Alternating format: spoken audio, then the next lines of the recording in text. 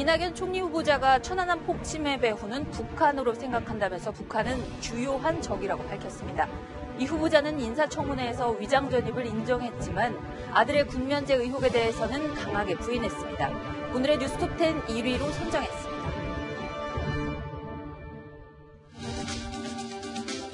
네, 오늘 문재인 정부가 인선 첫 시험대에 올랐습니다. 이낙연 총리 후보자의 청문회가 열렸죠. 논란이 됐던 부분들 어떻게 공격을 했고 또 어떻게 해명을 했는지 먼저 핵심 영상 준비했습니다. 첫 번째 영상 보시죠.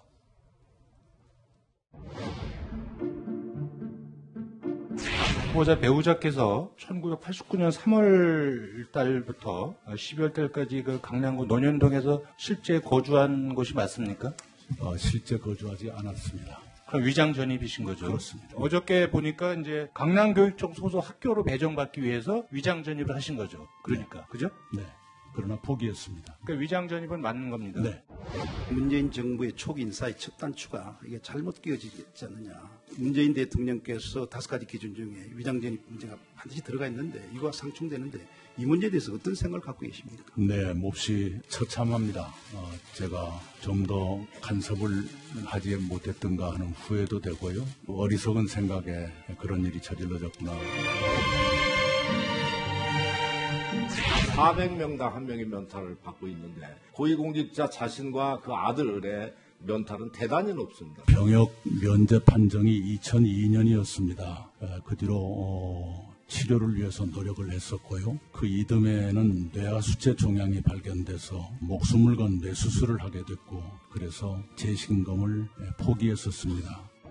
자제분의 병적 기록표를 보면은 군대를 면제받으려고 꾸준히 노력을 합니다. 제가 볼 때 자제분께서는 군대 가고 싶은 마음이 별로 없었던 것 같아요. 일부러 군대를 가겠다고 병무청에 가서 신청을 했습니다. 부실한 자식을 둔 부모의 심정도 헤아려 주시고요. 자식의 몸이 더 이상 자꾸 이렇게 되는 게 몹시 애비로서 아픕니다. 전신 마취 수술을 7번을 받았습니다. 이상입니다.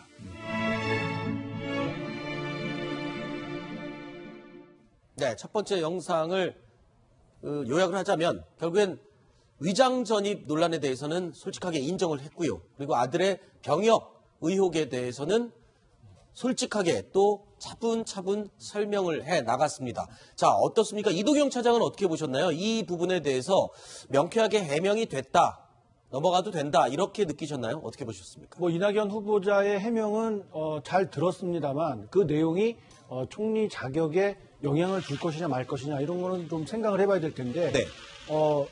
이 위장전입 문제 같은 경우에는 그 단순하게 위장전입이 있었느냐 없었느냐 이걸 따지기보다는 어떤 이유로 했느냐, 자녀에게 좀 더 좋은 학교를 보내기 위해서였느냐, 아니면 어떤 세금을 줄이려 했느냐, 내지는 전체적으로 봤을 때 이익을 취하려고 했었느냐를 좀 따져봐야 될 필요가 있는데 네. 분명하게 후보자 부인이 강남 지역의 학교에 배정받기 위해서 불법을 저질렀다. 이런 내용이 확인이 됐기 때문에 많은 분들이 이 부분에 대해서 굉장히 엄격한 잣대를 들이대고 있는 것 아닌가 이런 판단이 듭니다. 네. 하지만 과거의 청문회와 비교하면은 숨기고 거짓말을 하다 걸리는 게 아니라 인정할 거는 빨리 인정하고 그리고 해명할 건 적극 해명하고 이런 부분들이 조금 달라져 보입니다. 그런데 문재인 정부의 공무원 임용 그리고 이 고위공직자 임용을 할 때 5대 배제 원칙이 있었지 않습니까? 그중에 2가지가 모두 해당됩니다. 병역 의혹 그리고 위장 전입. 이렇게 이 2가지가 다 해당이 되는데 이 부분에 대해서 논란이 많았었죠. 그렇습니다. 이제 말씀하신 것처럼 문재인 대통령이 대선 과정에서 5가지의 기준에 어긋날 경우에 절대 공직에 임용시키지 않겠다. 그러면서 이제 위장 전입 얘기가 있었고요. 병역 기피 있었고 부동산 투기 등등 있었는데 사실 이낙연 후보자도 지금 아까 얘기한 것처럼 위장 전입에 대해서는 깨끗이 시인을 했고요. 네. 병역 면제에 대해서는 병역 면제 의도가 전혀 없었다. 이렇게 부인을 했지만 어쨌든 애비로서 사과한다. 이런 네. 얘기도 했었고요. 어쨌든 문재인 대통령이 확실한 원칙을 여러 차례 강조했기 때문에 분명히 문재인 정부의 인사의 첫 단추는 비교적 잘 껴졌다라고 지금까지 인사에서 굉장히 칭찬이 많았었는데 네. 결국 인사청문회 과정에서 좀 문제가 드러났고 상당히 부담이 될 수 있다. 이런 생각이 듭니다. 근데 이제 5가지 중에서 5가지가 이제 크게 세금 탈루, 조세포탈, 그다음에 이제 병역 면탈, 그다음 위장 전입, 그리고 부동산 투기, 논문 표절이거든요. 이 5가지인데 이 중에 2가지가 지금 이제 해당됐다고 설명을 했지만은 병역 면탈이라는 고의적으로 군대를 갈 수 있는 능력이 있음에도 불구하고 고의적으로 안 가려고 한 경우가 해당되는 거거든요. 근데 네. 이번 같은 경우는 뇌하수체 종양으로 그 수술을 대수술하고 그리고 뭐 5번이나 지금 했다고 하고 네, 7차례 일곱 수술을 차례나. 했다고 예. 진술을 했죠. 이렇게 큰 수술을 했다고 하는 걸 봐서 정상적으로 하더라도 군대를 못 갈 사람이기 때문에 이건 해당된다고 보기 어렵고요. 네. 그다음에 이제 위장 전입 같은 경우는 물론 학군 좋은데 가려고 한 건 맞지만 결국은 포기했다고 하는 네. 결과적으로는 하지 못한 거죠. 그렇군요. 자, 어쨌든 이 두 가지 의혹이라는 것은 이제 청문회를 위해서 야당에서 제시를 그 부분에 대해서 의혹을 제기한 것이고 이 본인의 해명은 충분히 됐다라고 생각을 하시는 분들도 꽤나 있으실 것 같습니다. 자, 문재인 정부 들어서 지금 국민적인 관심을 갖는 것 중에 하나가 있죠. 북한과의 관계입니다. 안보관, 총리의 안보관에 대해서는 어떤 질의가 오고 갔는지 영상 보시죠. 총리 후보자께서는 북한을 주적이라고 생각하십니까? 군사적으로는 주요한 적이다 하는 건 틀림없는 사실입니다. 그러나 총리가 군사만 생각할 수는 없다고 생각합니다. 후보자가 16대 국회의원 시절에 국회에서 북한 인권 개선 촉구 결의안을 표결할 때 그때 반대한 의원이 9명 있었습니다. 지금도 같은 입장이십니까? 짧게. 네, 그 당시에 당론에 따랐습니다. 지금은 정부하고 상의를 해봐야 되겠습니다만 인권 개선이 필요하다고 생각합니다. 2010년에 북한이 배우라는 내용을 삭제하는 수정안에 동의를 하셨습니다. 북한을 배우로 생각합니다. 지금 하고 있다, 정부의 발표를 신뢰합니다. 햇볕 정책에 대해서 어떤 생각을 갖고 계십니까? 네, 햇볕 정책은 그 당시에 우리 대한민국의 역대 대북 정책의 새로운 지평을 열었다고 생각합니다. 그러나 그때그때의 국면에 따라서 햇볕 정책의 운영에는 유연성이 필요하다 이렇게 봅니다. 그 오이사 조치를 지금 유명무실하다 해서 해제하는 것은 불가능한 거 아닙니까? 핵실험의 계속이라든가 또는 미사일 발사 같은 군사적 도발이 계속되고 있다. 이런 상황에서는 그런 얘기를 하는 것은 적절치 않다고 생각합니다. 자, 이 마지막 들었던 이 내용 먼저 질문을 드리겠습니다. 5.24 조치 해제, 지금 문재인 정부에서는 북한과 조금 유화된 방향으로 좀 대화 모드로 돌입하는 게 아니냐라는 예측이 나오고 있는데 총리 후보자는 5.24 조치 해제는 조금 아직은 부적절하다.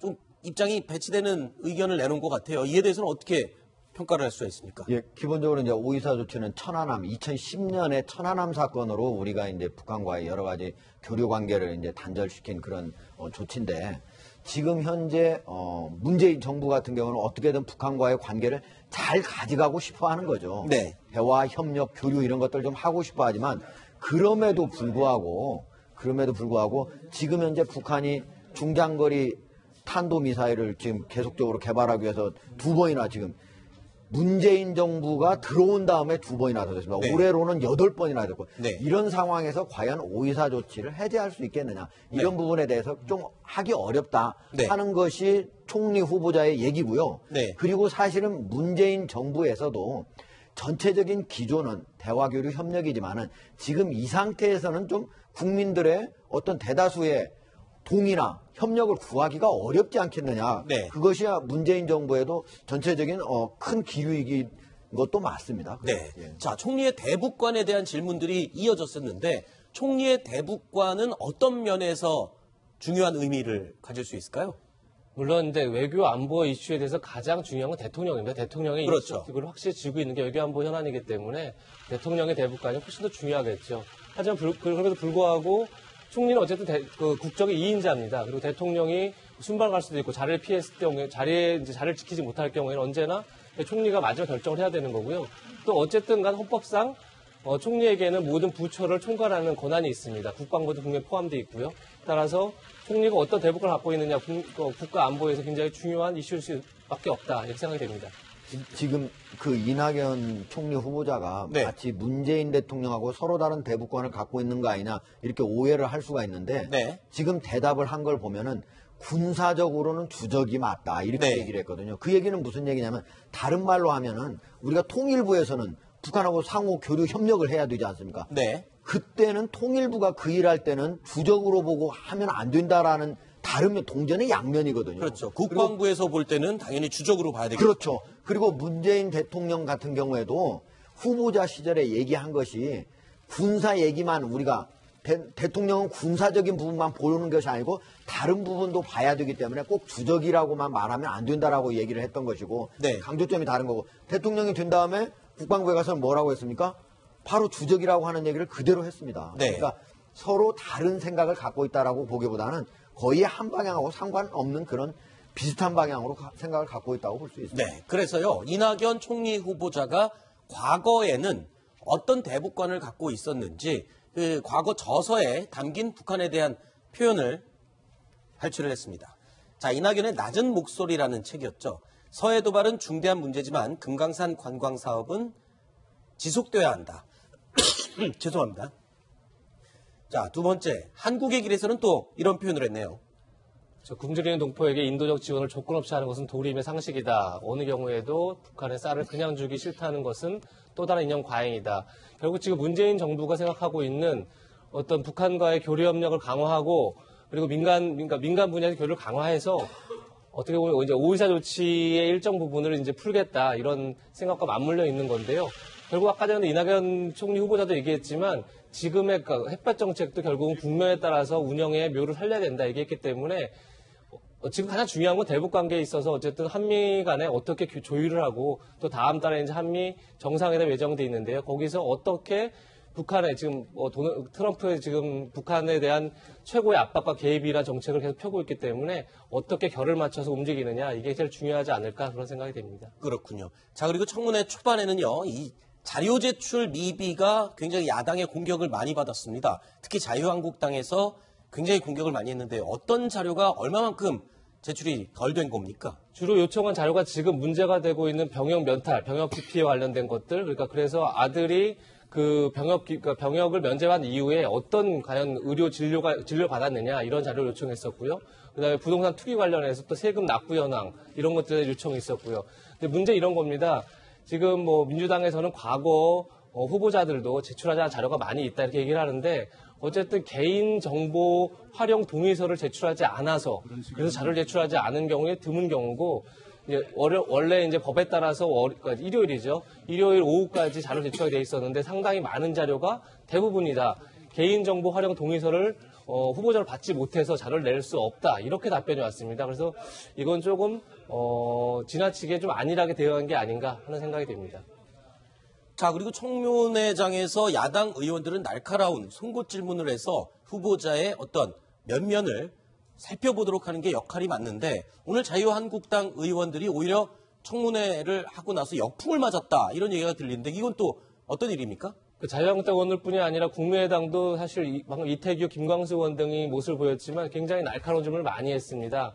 후보자의 병역 문제라든가 그러니까 후보자 아들의 병역 기피 문제라든가 위장전입 문제 얘기를 많이 했는데 참 흥미롭게도 지금 이번에 그 인사청문회 위원이었던 경대수 의원의 아들도 병역 면제가 돼 있는 걸로 나왔고 강효상 의원도 병역 면제가 있었습니다. 따라서 이 때문에 오히려 문자 폭탄들을 많이 받았죠. 네. 사실 그러니까 남을 평가하기 전에 자신도 돌아봐라 뭐 이런 얘기도 많이 있었고 욕설도 많이 있었다고 하는데 전 좀 이런 생각이 들었습니다. 그러니까 지금 이것도 아무래도 이제 문재인 정부를 지지하는 쪽의 사람들의 이제 문자 폭탄이고 어떤 분 지적이고 할 텐데 어쨌든 인사청문회라는 것 자체는 후보자의 면면을 국민을 대신해서 검증하는 겁니다. 위원들의 물론 도덕성 문제도 분명히 뭐 짚어줄 수 있는 문제지만 그것보다는 어쨌든 간에 공직 특히나 이제 총리라는 건 최고위직이기 때문에 그 최고위직으로서 충분한 도덕성과 충분한 정책 능력을 갖고 있느냐를 검증한 자리인데 그런 위원들을 공격한다는 건 굉장히 어떻게 보면 인사청문회 제도 자체를 위협하는 민주주의를 위협할 수 있는 어떤 잘못이 아닌가 이런 생각이 됩니다. 네. 그래서요, 이 청문회가 끝난 뒤 문자 폭탄을 받았던 청문위원들이 직접 청문회장에서 불만을 쏟아냈습니다. 그 영상 함께 보시죠. 오전 청문회를 진행하면서 계속 제 휴대폰을 계속 울려대서 확인을 했는데 너는 그 당시에 뭐 했냐? 너는 군대 갔다 왔냐? 다음 너 낙선운동 하겠다. 이런 게 거의 휴대폰이 불이 났습니다. 아마 의원님들이 다 그러실 것 같은데 저도 지금까지 엄청난 양의 문자 폭탄을 받고 있습니다. 대부분 허위 사실에 근거한 무차별 욕설이 많습니다. 이런 행위는 반민주적인 행위다라고 분명히 말씀을 드리고요. 엄청난 양의 문자 폭탄 도대체 어느 정도였습니까, 이재명 차장?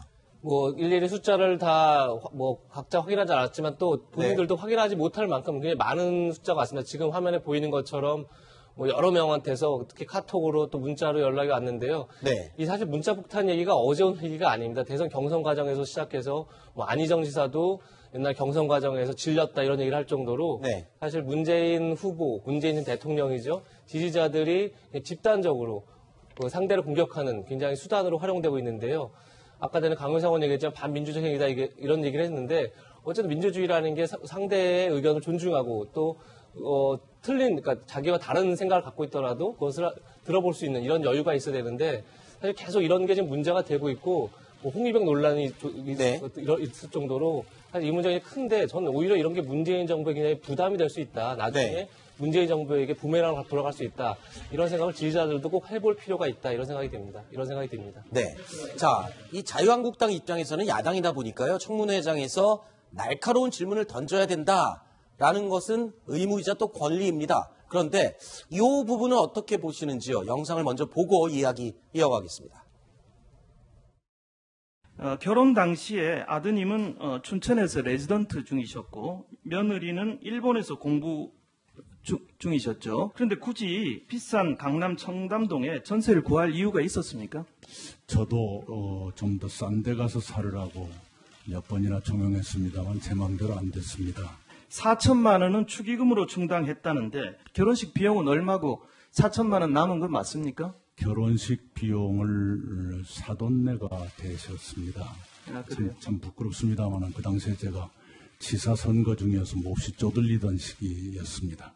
2억 4천, 그 며느님은 무슨 돈으로 전세금을 냈습니까? 증여세는 냈는지 확인해 보셨습니까? 그건 사돈네 집안일이어서 여쭙지 못했습니다. 증여세를 냈는지 좀 사돈을 설득하셔가지고 좀 확인을 해서 자료를 오늘 중으로 좀 제출해 주시기 바랍니다. 네.